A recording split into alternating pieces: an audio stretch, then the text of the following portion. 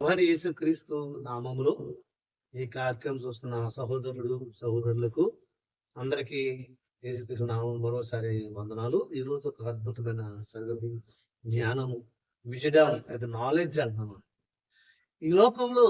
మనిషి ఈ లోక జ్ఞానం కొరకు అహర్నిశలు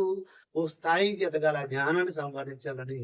తన జీవితంలో ఎంతో అహర్నిశలు కష్టపడి సగం జీవితం అంతా ఈ లోక సంబంధమైన జ్ఞానం కోసం ఈ జీవితాంతకాలం ప్రయాసపడుతున్న ఈ సందర్భంలో ఈ జ్ఞానం ఎంతవరకు మనకు ఉపయోగపడుతుంది, ఈ జ్ఞానమే మనకి శాశ్వతమైందా అని మనం ఆలోచిస్తే, బైబిల్ గొప్పది కాబట్టి బైబిల్లో 60 పుస్తకాలు మనం ఆలోచిస్తుంటే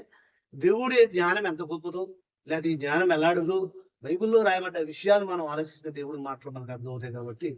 అపోస్తుడైన పౌలు కొరింథీయులకు రాసిన మొదటి పత్రిక 2వ అధ్యాయంలో పౌలు కొరింథీ సంఘాలకు